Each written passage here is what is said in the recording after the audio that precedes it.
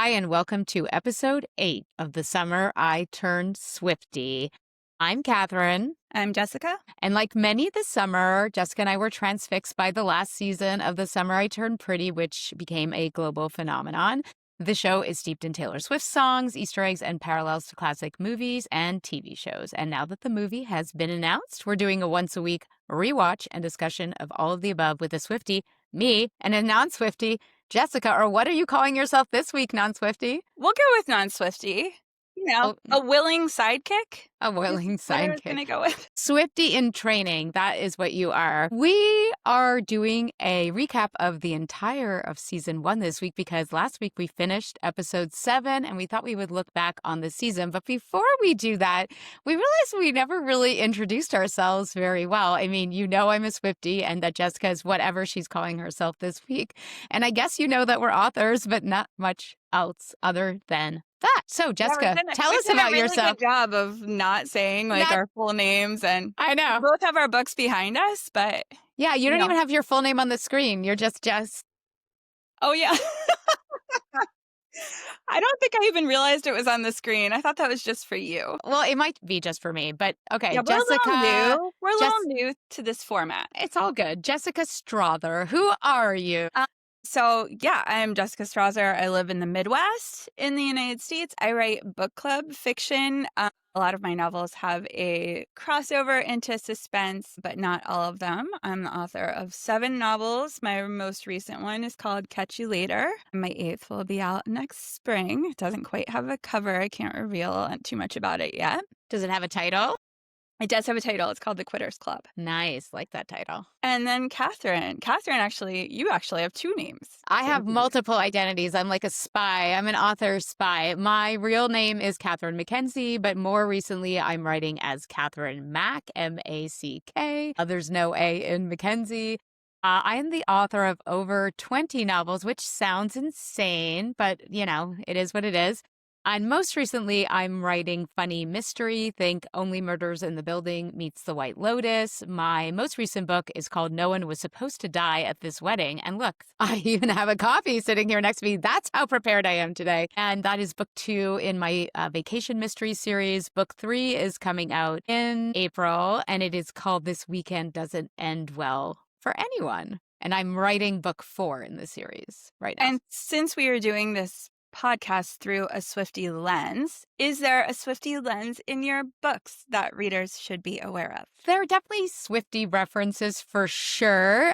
The main character of my series, Eleanor Dash, is a Swiftie. I wrote the first book in the series, which is called Every Time I Go on Vacation, somebody dies while I was listening to the Midnights album. And there are many references to that song in there, in particular, Anti-Hero and You're on Your Own, Kid, and probably a bunch more that sort of subconsciously went into the book. And they're sort of peppered throughout the book, including, I was just actually on a sales call yesterday. Somebody recently reviewed one of my books and tagged me in the review. And it was a mostly positive review, but they also were like, less Taylor Swift references next time. And maybe, I know, maybe you're not aware of this, but we're not really supposed to engage with our reviews. And this will circle back in this episode of it later. Now, authors aren't really supposed to engage with our reviews, but I did in that instance. And I said, no, there's going to be more. And she laughed and said, haha. And my books do have footnotes in them where the narrator is breaking the fourth wall. And that moment gets mentioned. So there might be more Taylor Swift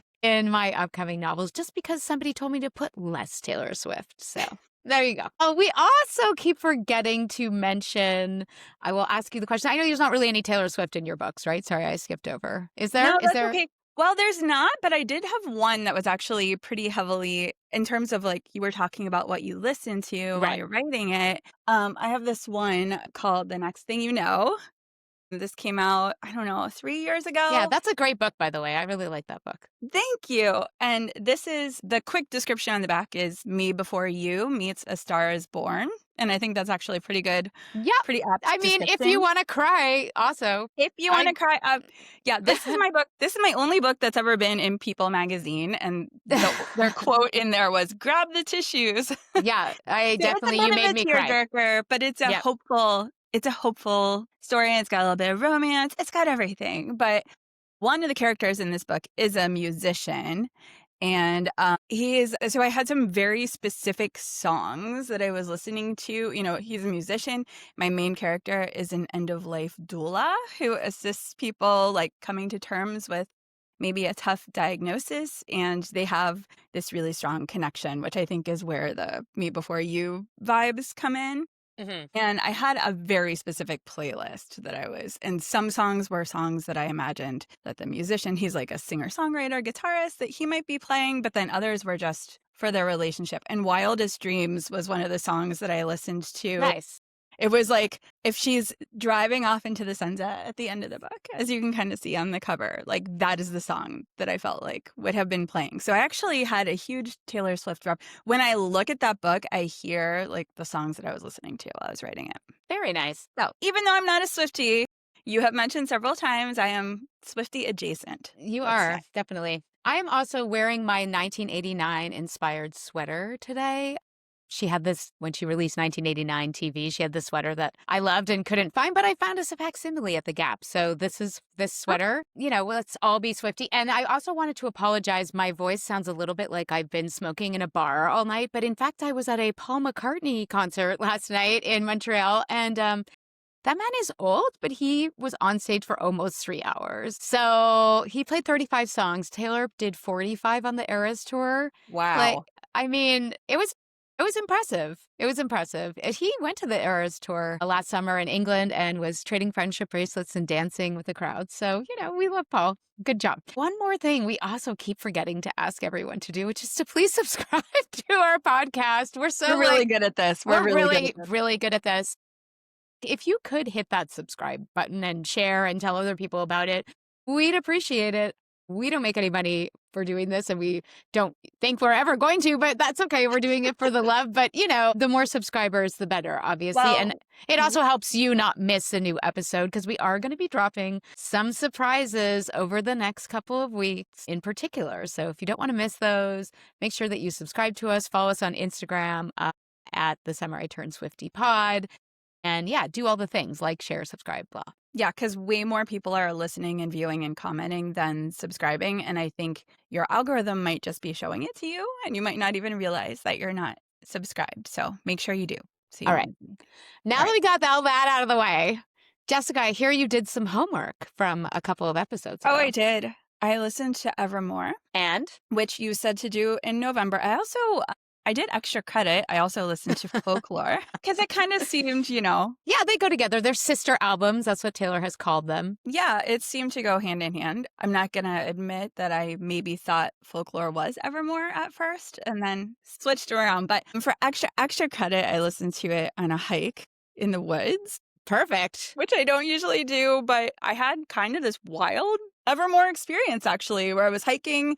There's a nature reserve where I set one of my books called The Last Caretaker, where there actually is a caretaker's house on this nature reserve. And in my novel, I reimagined it as like the hub of this underground women's network that helps women in trouble on this nature reserve. And so I have a very overactive imagination when I'm out there because, you know, I've set a novel there and there are certain vibes, and I'm always hiking there by myself. So I was listening to Evermore, and I stumbled upon, I thought it was a murder of crows at first. Perfect. But I think these birds were actually grackles, which are smaller blackbirds. But when I tell you there were hundreds of these birds all around me. Crazy. While I had these Taylor Swift vibes coming into my headphones. It was like, it's a very crunchy time of year to go hiking in November in Ohio, and I would take a few steps and all these birds would lift into the air and move over like 2 feet and then land. I would take 2 more steps. And I was thinking, like, do I continue? Am I going to die if I continue down this path? Is something going to happen? Sounds like the beginning of a horror novel, I'll be honest. It was a little like, should I continue? But I did continue on the hike. And when I got over the bluff, there was a field behind this patch of woods. And there were firefighters doing a controlled burn. Oh. And I think all the wildlife was coming at me. I see. Like away from the smoke, which I couldn't even smell. The wind was going the other way. And I was walking through it all as if I were in some strange Disney movie or something. So I feel like I had a full Evermore. You got the full Evermore experience. It's interesting. There's like this rumor in the fandom that Taylor hates Evermore or doesn't remember that it exists, or Why? I don't know. I mean, it's the album that performed the least well. And it came out in the pandemic. It was her second pandemic album in 2020. Yeah, I don't know. I don't know what the total origin of that is. I mean, she doesn't talk about it as much as she talks about other albums. I think that's part of it. And I'm sure she has albums she likes more or not. She did address it during the Eras tour, and she's like, I see you online saying this. Of course I love this album. And then people are like, she just said this album. She didn't say Evermore. Anyway, it's quite funny. Well, I almost filmed it for you.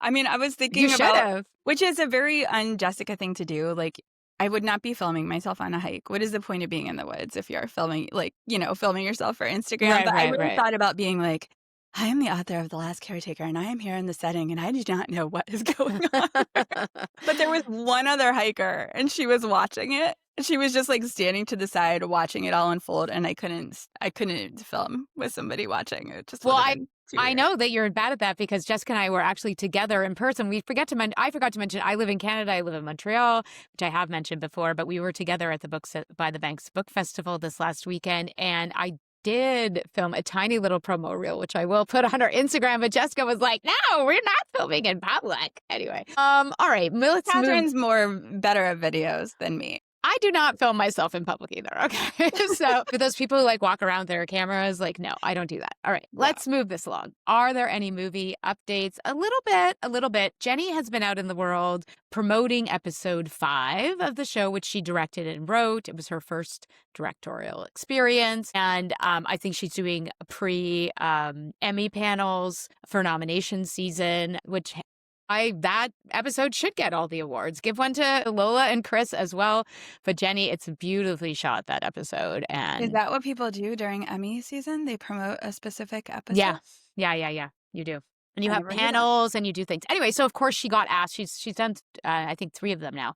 She been asked questions, and she's very careful. She's repeating the things that she's said before, but she did say that for people who love the show, she hopes the movie will be everything they've been dreaming of. I mean, for Belly and Conrad, I think is the subtext there. There's a weird subset of the fandom, and Belly Jarris, we don't mean to say anything bad to you, but there is an odd subset of the fandom who I think is kind of ignoring reality. When the movie got announced, the movie poster announcement is Belly and Conrad, right? They left the Paris premiere, took a photo in secret, and then they put that photo up. Most of the rest of the cast didn't even know the movie was getting announced that night. The movie is about Belly and Conrad as a couple. Jenny has said this. So I think we just need to accept that reality. That is also how the books end. So, sorry.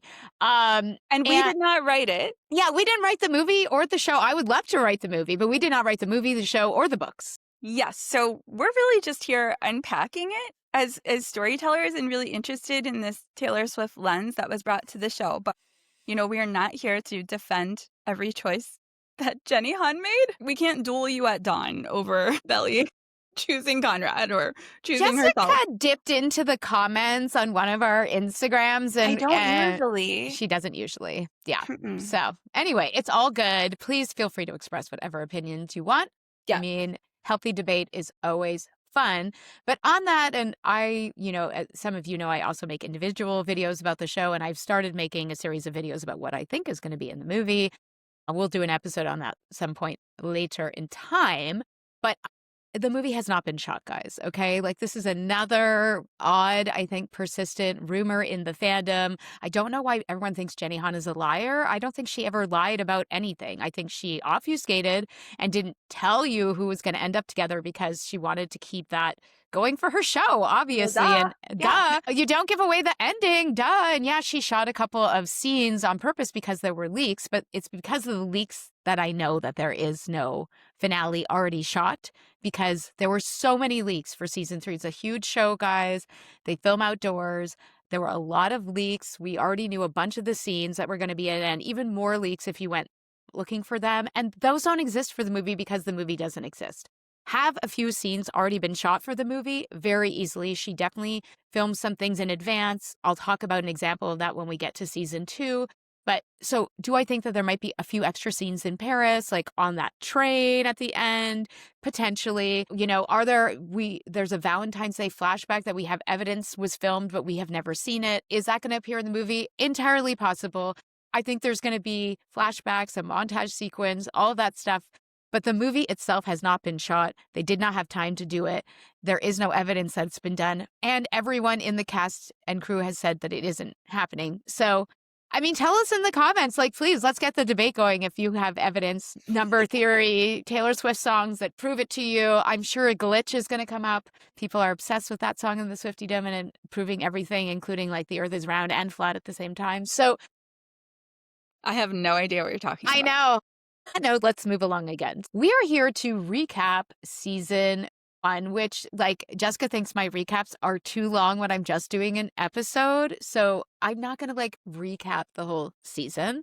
But I did want to recap a couple of themes and journeys that happened in this season. Of course, the word of our year 1, summer 1, it was summer. So this is about the journey that these characters take over the course of a summer.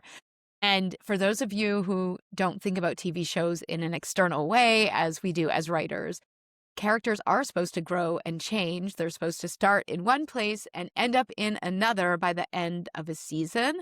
That happens less in TV than in movies. Like in movies, you're going to really have a clear starting place and a clear ending point.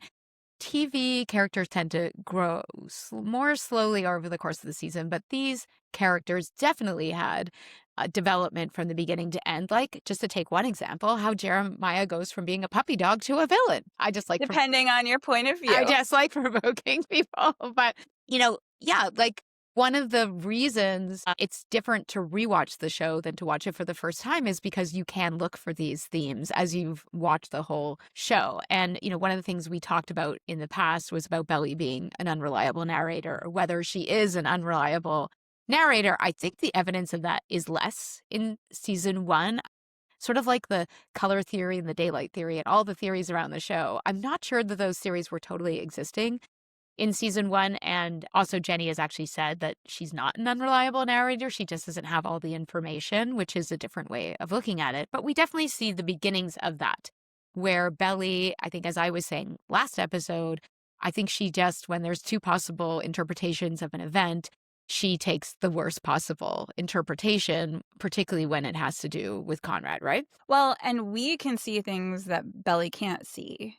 I do feel like the first time I watched season 1, I watched it very much through buying hook, line, and sinker, everything Belly had kind of told us to think about these brothers. And this time I paid a lot more attention to making my own observations about Conrad and making my own observations about Jer and how they're behaving, instead of, framing that in what she's already told us, like that one is unattainable and maybe he's just, he just likes the idea that she likes him and whatever. A lot of those scenes that I am reading more into, and I feel like most people do on the rewatch, are scenes where Belly isn't even there, But there is also that line about the unreliable narrator between Cleveland and Laurel. That line does happen in season 1. Yeah, and I think that does plant the seed of that, right? Yes, I think it does. It does. I mean, that's interesting to me because you watched in real time and I watched in this very compressed way. Correct. So for me, it's been years since I had seen this, and for you, not. So some of it may just be my own memory too. Well, but I'm curious, like, what did you think of Belly, Conrad, and Jeremiah when you were watching the show initially, and how has that changed to now? I don't know that it has changed, but I think there were things that I looked back and saw this little signs that were maybe contrary to my overall impression. I don't think my take on Jeremiah changed at all, but for Conrad, I think there were definitely things with him that I missed. I think I missed how often he watches her, how locked in he is, how sometimes he's just like sitting in the background and he will react to something that she said. And you really have to be watching him in those moments to see it. And there's really no reason to be watching him if you're paying attention to the main characters who are talking over here and he is in the background reacting to something a certain way. So it was a lot more like, oh, he was, You know, the idea, you and I have talked about this separately. Like, I think we all, I'm not going to call it a trope, but there's a certain storyline that's, I think, popular in YA fiction and in teen movies where a girl is pining over a guy and she just wants him to notice her. And there's like, She's All That, and all those movies where the girl suddenly gets a makeover or whatever, and all of a sudden the guy is looking at her a different way. And this, from the very title, you think it's going to be the same kind of show. And then to pay more attention to Conrad and realize, wait a second, the guy is also pining after her the entire time, is such an interesting twist. And I think it speaks to like the secret longing that everybody has that makes all of those stories so relatable, because, you know, it's from Conrad's very first line, I liked you better with glasses. Like, there's kind of all these little subtle signs that he has felt a certain way about her all along that she is maybe completely oblivious to. Yeah. Well, and I suspect that Chris talked a bit again in the press that they did after the finale about, he was asked, was he surprised by the ending? And he said, no, he'd read the books and he understood the arc of his character's journey. And I think that was important. Interestingly, the actor who plays Jeremiah did not read the books and was apparently surprised by the ending of the show, which tracks. That really tracks. But I think one of the things that Chris does brilliantly as an actor, but I suspect was also part of his direction that he was receiving at the beginning of the show, was exactly to do that, to know where he was going as a character and to focus on Belly in every scene. And I'm sure that's the direction that he was given, which is just, even when you're not in shot, if you're in the background, look at Belly, track Belly. And, there are people who have slowed down like every single frame of the finale, and his little micro expressions are so attached to everything that she does. If she laughs, then he smiles. Like, it's so minute, but I think it's this sort of training over the whole course of the show for him to be like that. Like, it might be a secret, and it might be in the background, but you want it to be there. Sort of like when we're plotting our books, is that, when you get to the solution or the twist at the end, you can go back and you can see the clues along the way. And I think it's one of the reasons why the show is so successful and people are so obsessed with it, is because it is kind of plotted like a mystery in that way, where there are those clues and these things didn't come out of nowhere. And it is like, I think some of it's interesting to look back and see, well, were we misled by Belly's narration, or was that so much of that more just that we think, oh, I know what kind of story this is, and there's actually more to it. There's a different, angle. Yeah, that's a good question. I think some people are misled by Belly's narration and by other characters' perceptions and things that other characters say. And again, I think when we get to season 2 and season 3 in particular, the other characters in the show start having narratives about Conrad that are, I think, divorced from the way that he actually acts. But let's circle back to that, and let's talk a little bit just about the journey that these sort of 3 main characters go through over the course of the season. So, we start with Belly. She's not quite 16. She's never been kissed, and she is about to return to her favorite place, Susanna's beach house in Cousins. She's changed in outward appearance. Her friend Taylor has told her this, but one thing hasn't changed. She's in love with somebody named Conrad Fisher, and she wants this summer to be different and hopes that this is the summer that he will finally notice her. Of course, we already will learn that he has been noticing her since then. And I think even in that first moment, because there's that montage at the beginning, in particular the fight over the muffin where he gives it to her, if you're paying attention to what you're watching as opposed to what you're being told by Belly, to come back to your point, it's clear that he's already noticed her. When she arrives in Cousins, everyone does treat her differently except for Conrad, though that changes pretty quickly after she pulls him into the pool and they have a charged moment underwater. They have another charged moment by the pool that night, and again in the car on the way home from a beach party after she kisses another boy in front of him, which is quite the choice, Isabel. But Belly is confused and angry because she saw Conrad kissing another girl at the beach party. She chooses to start dating a sweet boy named Cam, despite Conrad's obvious attention towards her, though she remains very much into Conrad. And though Conrad is interested in her, he is not himself this summer. He's quit football, he's drinking, he's smoking up, he's acting moody. Everyone is telling us that he is different than what he used to be. And he doesn't feel like he can start something with Belly because of what he's struggling with, which is a secret. He's angry with his father and he's holding a secret about his mother's health, which leads him to withdraw and send Belly mixed signals and even into having a full-blown panic attack at one point. He did, however, buy her an important present for her birthday, which is an infinity necklace, which harkens back to a conversation that they had about infinity as children. After chickening out on her actual birthday, he tries to give her the necklace at one point after she finds it, but she rejects it. This is also true of his several attempts to give her her favorite muffins. But these are symbols that Conrad has come back to himself. Other characters note again later in the season that he is back to acting like his old self. He's protective. He's the older brother that everyone counts on and admires. He's thoughtful. He's serious. And in fact, I think people put too much responsibility on his shoulder, which is part of the pressure that he feels to keep everything perfect and intact. Jeremiah, the puppy dog, the golden retriever who will kiss anyone and everyone because he likes to kiss and cuddle, steps into the uncertainty that Conrad's mixed messages creates and starts something with Belly, manipulating the situation to keep her and Conrad apart. He is acting, in our view, out of jealousy for Conrad and anger at his behavior, which he feels pushes their father away. He looks up to his brother, but he also feels inferior to him, like he is not enough, but also in competition with him, something that is fueled by both parents, unfortunately. But eventually, at the Deb Ball, Belly and Conrad do come together on the dance floor when Jeremiah is absent. Conrad literally steps into Jeremiah's shoes. And at the end of the show, or the end of the season, they end up back on the beach where they started in the first episode, and they have their first kisses, plural. They also learn that Susanna has been keeping a secret all summer. Her cancer has returned. And Laurel has pledged to look after her. Two of our more minor characters, Steven starts his first serious relationship, but also we discovered that he and Taylor have also kind of had a long time thing going on in the background, which really mirrors, honestly, the Belly Conrad relationship over the next 3 episodes. We also learned that Susanna and Adam have serious marital trouble because he cheated on her when she had cancer the first time.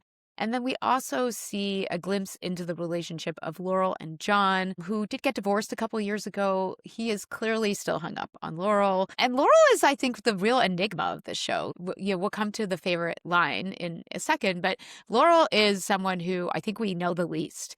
Like, what makes Laurel happy? What does Laurel want in life? Has Laurel found her great love or her great happiness? She's an author, but we don't get Laurel's observations, right? She's not a narrator of the show. We don't have her point of view. So those are sort of the major character arcs. I think Conrad, was different from himself and comes back to himself. Belly wants something and wants to be different, but in the end doesn't really evolve that much and ends up with the person that she's always dreamed of and wanted to be with. Jeremiah goes from being, I think, a happy-go-lucky, friends with everyone kind of character to someone who's a little schemy and manipulative, and we'll see a lot more of that in season 2. Characters are there sort of in service of all that sort of main storytelling that we see in the show.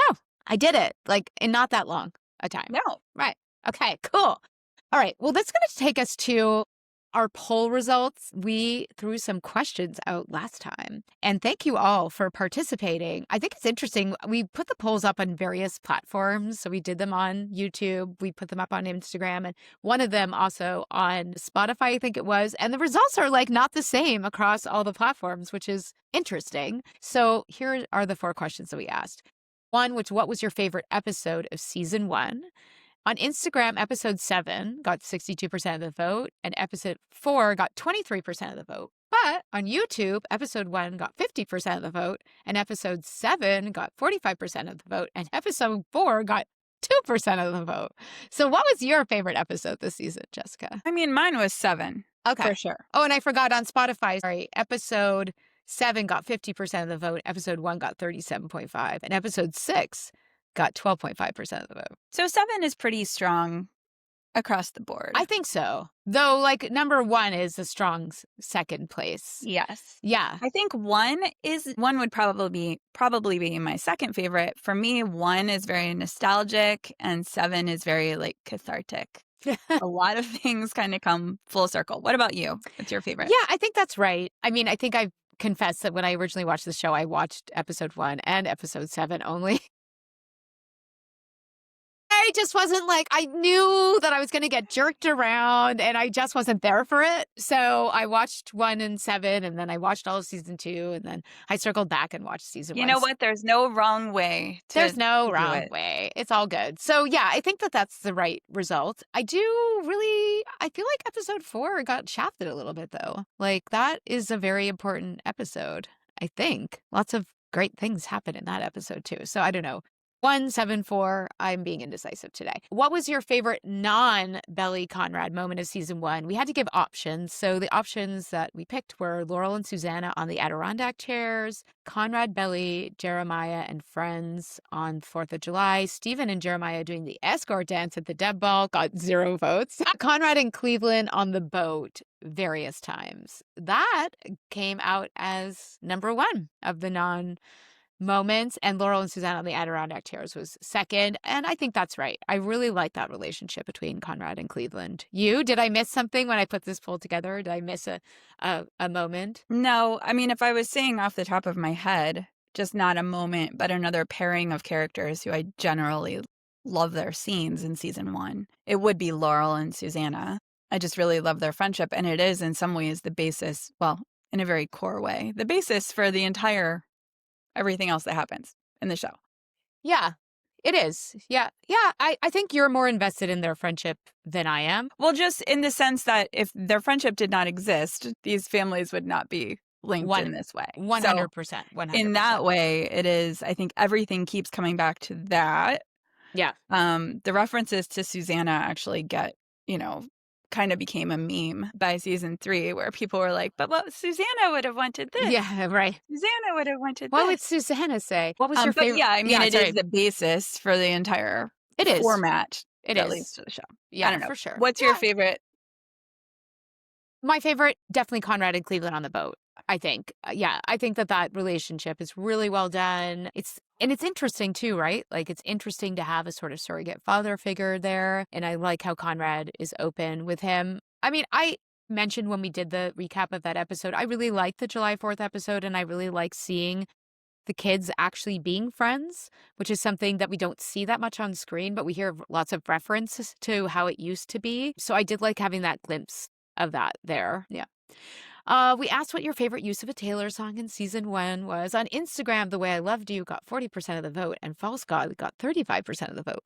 But on YouTube, This Love got 50% of the vote and The Way I Loved You got 32% of the vote and False God only got 14% of the vote and Lover was in last place. I didn't include Cruel Summer because it's just playing in the background. It's not happening at a pivotal moment. So which was your favorite of these? I don't know. I mean, it's hard for me to say anything other than False God, even though I like it better in season 3. For me, that song is just very tied up with this show. I think because I wasn't aware of that song. Right. No, I agree with you. I think for me, False God also, I think that might be a little bit our age and also like you're not a Swiftie and I am a Swiftie, but I'm not like a OG Swiftie from 2006 and 2008, obsessed with her early albums. So those songs don't have like any nostalgic meaning for me in the same way they might for old like fans who've been fans of hers for longer than I have. I don't think I mentioned this on the show, but I think I told you this weekend. When Lola and Jenny went to the Eras tour, Taylor knew that they were there. They were in the tent, and she did wave to them for the stage and said, I love you guys. And then that night, her surprise song was False God. So I think we know what Taylor's favorite use of a Taylor song in season 1 of, or maybe even the whole show was. So yeah, I agree with you. I think False God is probably, though it's again very intense, as I said, use of a song for a bunch of teenagers. I think it's the best. I think Lover's a little over the top, and as is The Way I Loved You. It's very like it's a lot. It's used in a lot. It's a lot, but yeah, whatever. The people are right, like we got a lot of votes on these, so the people are right. And then finally, what's your favorite Belly Conrad moment of season 1? So on Instagram, the beach at the end of episode 7 got 36%. And the volleyball volleyball and the pool scene tied at 27%. And on YouTube, Conrad and Belly at the pool, Do You Memorize It? Then the first night got 8% of the vote only. Conrad and Belly on the beach at the end of episode 7 got 44% of the vote. Conrad and Belly at volleyball, 24%, tied with Conrad and Belly at the dead ball. Lots of ties. Yeah. What's your favorite episode? Or my favorite Belly Conrad scene? Yeah. Sorry. I mean, it would have to be, I guess, one of the ones in episode 7. Why do I have to go first? Oh, sorry. You had time to prepare. I know, but I don't. It's hard. I'm really bad at picking just one favorite. Although, I agree. so are me you. too. So am I. I didn't say I had to pick just one. I loved our notes for this season 1 recap. Catherine was like, "Here are some scenes that stand out to me," and it was a list of like long. I was just taking notes. Okay. Okay, I'll go first. I mean, yes, them on the beach at the end, that epilogue really to the season, I think is the standout scene because it ties so many things together and it's so sweet and lovely. I mean, I really do love them at volleyball. I do love the dance. I love all these scenes, I'll be honest. I love all these liked scenes. When she was drunk and she cornered him in the shower. Yeah. And a lot of people were calling that one out on Instagram and they all just called it Sea Creature in the comments, which I thought was funny. Yes, Sea Creature. Sea Creature. Yeah, Sea Creature. Yes, she's very drunk and it's cute. Yeah. Okay, so, well, look, there's lots of good scenes. I didn't put, maybe we should have put, what do you hate the most about season 1? But I didn't put that. We're not haters. No, we're not here to hate on anything. We're not here to hate on anything. So, okay, got, I think you also said you liked Happy Conrad in episode 5, Before Things Fall Apart. I did. It was such a rare little glimpse. Those of you who haven't watched all the way through will come to appreciate how rare Happy Conrad really is. The rare sea creature. The rare happy sea creature spotted in the wild, in his natural habitat. No one else even got to hardly see that he was happy. Except for his brother, who ruined it for him. Mm-hmm. Hate that guy. Hate Jeremiah. I'm sorry. Hate is a strong word. I dislike Jeremiah's choices. He needs to do work on himself. Favorite line, which we did not put in a poll, and you had the good suggestion to maybe talk about some lines we had not talked about before, which I think is good. I think, what do you give me if I do? Which I don't think we really talked about that much in episode 1 at the pool. There's lots of epic lines, but the way he says, what do you give me if I do? Like if I stop smoking. I mean, it's very intense. Conrad is intense. Like when he expresses his feelings, he says some intense things, right? Like, I think about you. You know that I do. I just don't want to lose you. Like when it comes out in a strong way. And I think it's very important. It sets up something that happens in season 2. We will be rewatching. Yes, we will. So I think that's important. I think there is another line, as you pointed out, that John says to Laurel in episode 7. Sometimes I think the only person you ever truly loved is Susanna. Why did that stand out to you? It kind of makes you wonder. They've both been sort of not oblivious of what's going on in each other's marriages, but a little bit. I mean, Laurel's is already over and we don't necessarily know all that contributed to that divorce, but we do know that Susanna is really important to Laurel and she and Conrad are the two characters keeping this secret all summer. And it's, eating them up in very different ways. And we also see how precious these summers have been to everyone who is there for them, which the dads are not. You called out that line in the first episode in the voiceover that the dads aren't, even though they visit, the summers really don't belong to them. It doesn't belong to them, yeah. Yeah. And so, and again, like I was saying, just on the very base level, there's the friendship between Susanna and Laurel is the reason that all of this is happening for everybody else. Right. I think some people read a lot into that line that I actually don't. I just thought, Yeah, I mean, there's a whole side show that people think that they were in love with each other, and they've been making Ruin the Friendship mashups or edits. Really? For about that, yeah. Laurel and Susanna? Yeah, of course. I mean, of course. I never read it like that. No, me either. The characters have also said we were not playing it like that. The other part of that line or part of that narrative is that John says to Laurel, there was always 3 people in our marriage, right? Mm-hmm. Which does, again, sound like there is an affair, but I think what he means is emotionally you were tied up in somebody else, that was more important to you. It's interesting. We don't ever really see that being like Susanna's narrative. There is a flashback in season 3, which really spoils nothing, where they're talking of Susanna wants to go to Italy for the summer, and Laurel's like, that sounds expensive. And she's like, what if Adam pays for us to go to Italy for the summer? And then Laurel's like, can Adam stay at home? And I mean, so interesting, to openly hate your best friend's husband, to your best friend is a choice, that's a choice. Yeah.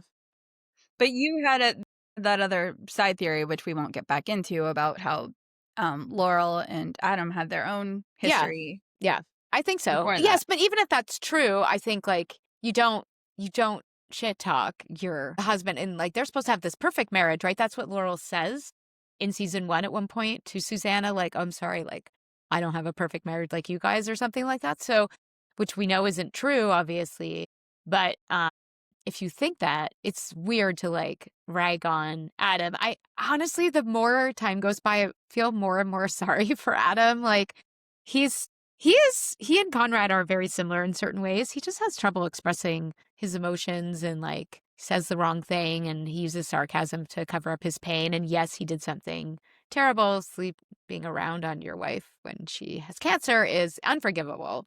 And he's a messed up parent. But I think we talked about this before. We're going to do an episode, I think, on the parenting in this show. And the parenting is whack. Just the parents are making worse choices than the teenagers. But anyway, Laurel also says in episode 7, to Belly, Conrad is the sun. And when the sun comes out, the stars disappear. Another great line. There's a whole celestial theme around these characters, which just really gets leaned into in season 2. Pay attention when you're watching to the earrings that Belly wears, and there's lots of sun and moon and star analogies because they're planets orbiting one another. And I think they're the sun, moon, and stars and everything for each other, honestly, but it's not just the sun. Interestingly, I actually have never made a video about this, but Conrad's screensaver on his phone is the moon over the water in season 3. And we're gonna talk about that when we get there. Conrad saying, I'm glad it was me at the dev ball. Also, see, he's just there with the killer line every time. He's very quotable. And then Belly's closing line, which you mentioned briefly last episode. In this moment, I realized if this can happen, maybe anything can. And when they dropped the trailer for the last 3 or 4 episodes of the show, they used the song Anything Can Happen. So this came back around also. So yeah, lots of great lines in this season. But also, if we want to go into Easter eggs, lines that are going to reoccur, be echoed later, that are setting up narratives to come. I think there's a couple that we haven't discussed yet. So the obvious one, which is, the parallels of the boy that you meet in slow motion and see dancing with her in slow motion when he teaches her to dance, approaches her in slow motion to dance with her at the dev ball. So that's a sort of perfect arc that we get in season 1. But it might seem obvious, but I'm not sure it is, on the first watch. Right. Yeah. That he is the only character that things slow down for. You could attribute that at first to her state of mind, the way she feels when she has a crush on anybody. Yeah. But we never see Cam or Jer or anybody else in slow motion, do we? No, only Conrad. Yeah. But I think also to the point of, we're seeing only Belly's point of view, and we eventually see Conrad's point of view. Conrad is also seeing her slow down. They both see each other that way, that everything kind of falls away. I think that's what the slow-mo is letting us know, is that the world falls away and it's just the two of them when they're looking at each other. And Conrad in particular, again, we don't know this now, but he sees Belly in this light, literally, which is different than the light that exists in the real world. So yes, those are her memories, but I think if we had Conrad's point of view, it would be exactly the same because, again, as I've said many times, they're on the same journey. They are slowed down for each other. So I think, yeah. A couple of Easter eggs that are planted. So one is Junior Mint, right? If you've watched the whole show, you know the importance of Junior Mint. But if you've only watched season 1, you know that she has this bear called Junior Mint that she sleeps with. We know that Jeremiah's like, you still have that thing? And she says, oh, I'm never getting rid of Junior Mint. We don't know when she got it. We don't know how she got it. But we know when Conrad goes into her room, happy Conrad, back to your point, he sees Junior Mint on the bed and he boofs Junior Mint's nose. And so there's a hint there that Junior Mint somehow connects to Belly and him potentially. But we don't know anything else about Junior Mint, which is so interesting, like knowing how it all goes, that, you know, that's there. I think there is that like glass unicorn thing that will come back that really only comes back in season 3, that there was a glimpse somewhere in her room. And the paintings on the show, I would love there to be like a real portrait gallery of all of Susanna's paintings, because those are also telling a story and they're in the background of so many shots and they're really good. Particularly there's one of Adam with the boys, but it's clear that Conrad is the person that was painted, just like the way he stands. And there's lots of shots of Conrad in front of that painting. And is it foreshadowing? Is it, what is it exactly? But I think it's good. And then, of course, the infinity necklace, which we know is important to him because it's something that he clearly bought before the summer and is about this important moment to both of them, does not give it to her successfully in this season. But it's locked and loaded. It's locked and loaded. It is Pavlov's gun. When is it going to go off and how is it going to go off? And how many times? How many times is it going to go off? Like, yeah, that goes up definitely a couple of times. Any other like parallels that stand out to you from season 1? I feel like those are the big ones. Okay. I mean, we've already talked about it. I don't know if you restated it here, but the other thing I don't think I realized until we started doing this is that she only hears Taylor Swift in the Conrad scenes. That was not just in the same way that he's only slow-mo. I think I originally had ideas for other Taylor Swift songs that would have been really cool or fitting in the soundtrack. But then once I started realizing they only apply to Conrad, that kind of changes things. And I don't know that was obvious. Right. On my first watch. Okay. Well, Cruel Summer is playing in the background with her and Taylor, but they are talking about Conrad in that scene. That changes in season 2. We get Taylor Swift for other moments. Good. There's other songs I can use. Okay. Yeah. It's going to be like songs off Tortured Poets. No, in season 1, I mean, you made a good point of tying it to when she's thinking about Conrad, when she's having feelings about Conrad. There also aren't as many in season 1. I mean... Well, there's 5, right? So there's Cruel Summer, there's Lover, there's False God. Right. There's The Way I Loved You, and there's this Love. Yeah, there are definitely more Taylor songs as the show progresses. And then we also had our own Taylor Swift journey. We have a Spotify playlist, by the way, called The Summer I Turned Swiftie, of course, where we put the songs that are in the show and also the songs that we thought could be in the show. And it may be incomplete. We may be missing a song. Maybe because we didn't take good notes. And I forgot to update the playlist 1 week. So, guys. We'll figure it out. No, you figure it out for us. Listeners of the show, help us out. What are we missing? Here's what we have so far from our fantasy soundtrack. Mary's song, Cruel Summer, which I know that was used, but I had said I would use it in a different spot of the first episode. Dear John, Getaway Car, Shake It Off, Run with Ed Sheeran, Ruin the Friendship, You Belong With Me, Better Man, Would've, Could've, Should've, Wish List, Untouchable, Blank Space, and Evermore. And Blank Space is wrong. No blank That's space. wrong. No blank wrong. space, just Evermore. Yeah. But there's one, we're missing one. And Evermore was the whole reason that I almost got consumed by Blackbird. No, you were on the walk anyway. Don't blame Taylor. That's not her fault. I wasn't blaming Taylor. I was blaming you. No, I'm just kidding. Don't blame me either. Okay. Well, what Taylor song would you use to encapsulate the entirety of season 1? I felt like you cheated on this one. And I didn't cheat. It's perfect. You go. You want me to go first? Mm-hmm. Okay. I actually picked Red because I was thinking about it, like, what song would fit them so well. And I was like, you know what? There's a reason they use Red in the trailers for the show because it does encapsulate them. And when you look at like the second verse even of Red, touching him was like realizing all you ever wanted was right there in front of you. Memorizing was as easy as knowing all the words to your old favorite song. Fighting with him was like trying to solve a crossword, which Conrad does crosswords, and realizing there's no right answer. Regretting him was like wishing you never found out that love could be that strong. Yeah. So I think it fits. Like, I think it is a good encapsulation of the journey that they go on, this sort of tumultuous, big feeling First love. We all remember that first love, that burned us alive or didn't. You had to survive. I feel like if your first love ends, you feel like you have to survive it, right? And then once you do that, I used to be fond of saying, like, once you know that you can do that, feels like nobody ever could hurt you as badly again because you can come out the other side. Like, and knowing that takes power away from the power of that first over like all consuming love. So yeah, I don't know if it's cheating. Did I cheat? Looks like you cheated too. I did. Once I saw that you cheated, I changed my answer.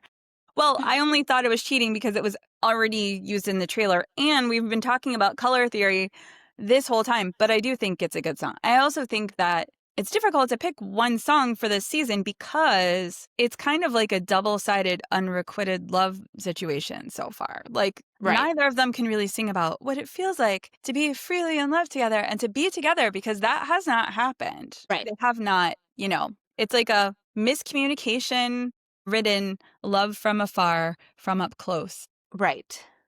Yeah. Well, Is and I where we mean, are. just get used to that, unfortunately, because of the narrative structure that Yes, exactly. season 2 follows, which is the way the book is written. So I had another song that I felt like lyrically was correct, but the melody didn't necessarily fit like the surface happy-go-lucky of this season. So I'm going to save that one for season 2. Oh, okay. And I'm going to also cheat and I'm going to pick Daylight, which is the other theory we've been talking Perfect. about this whole time. Perfect. But they're theories for a reason. They fit. Yeah, they fit. Exactly.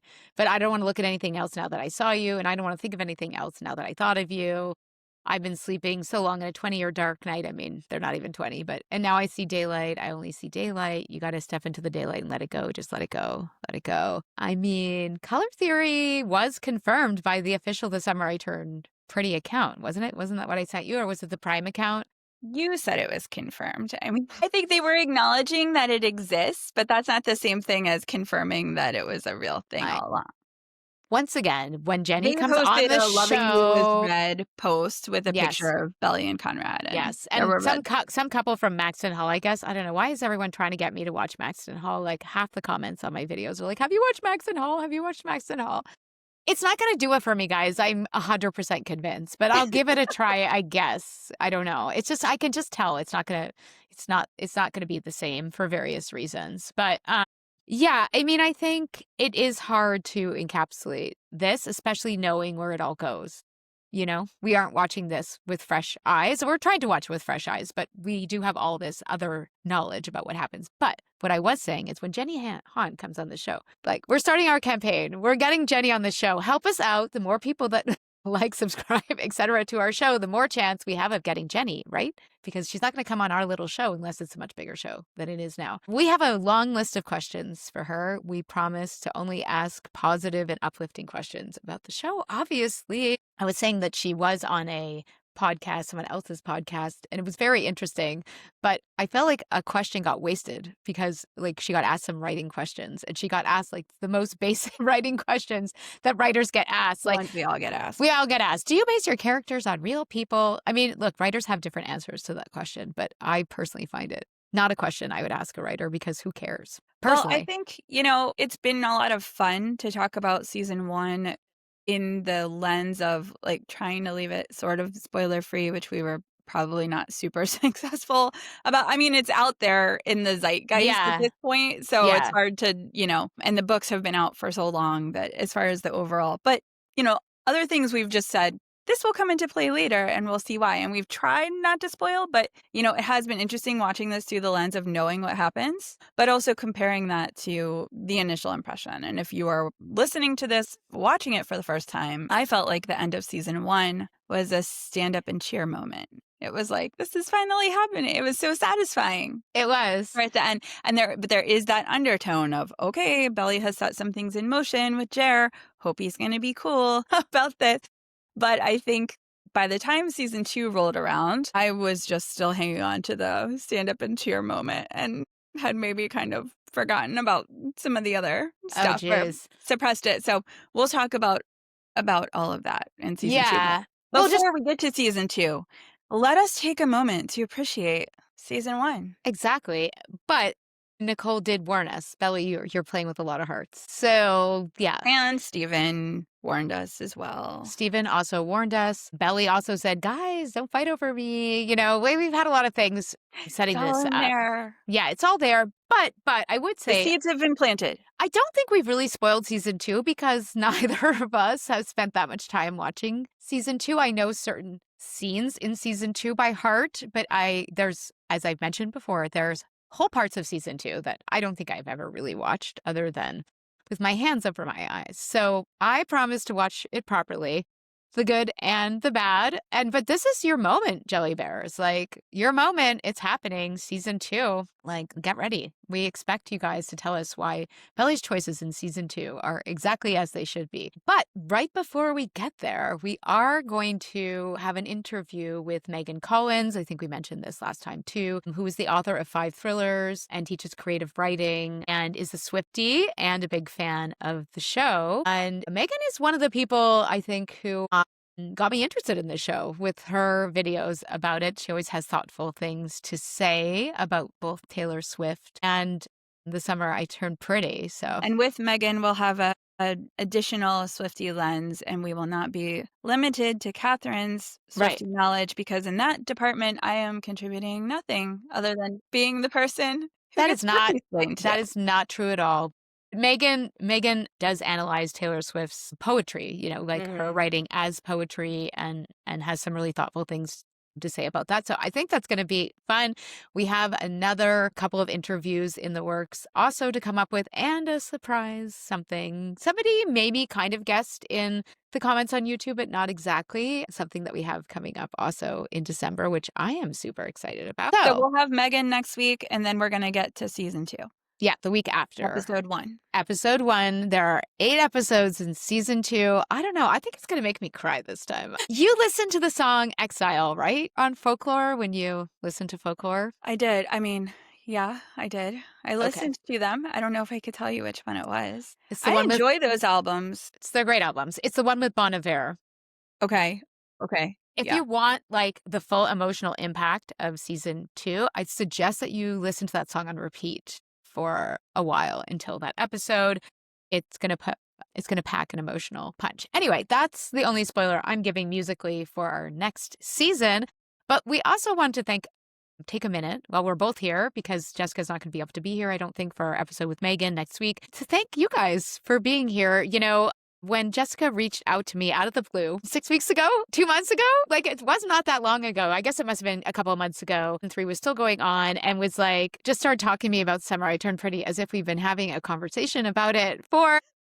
We were totally having a conversation, right? Which consisted of me watching your videos. You were watching my videos. I had no idea you were watching my videos. I didn't know you watched the show. We've been friends for years, but we were not in daily contact at the time. And then we quickly were. And Jessica had this very cool idea. She's like, we need to start a podcast called The Summer I Turned Swiftie. And I was like, yes, we do. I'm in. So all credit to you, Jessica, for us being here. It's been so fun. It's really been... I was actually trying to give the idea to Catherine. I know. I was like, no, you're doing it too. not. I was like, you should do a podcast called The Summer I Turned Swiftie. She's like, I'm not going to take your idea and do it without you. I'm like, but you can. I know, but who wants to do a podcast by themselves? That's boring. Oh, yeah.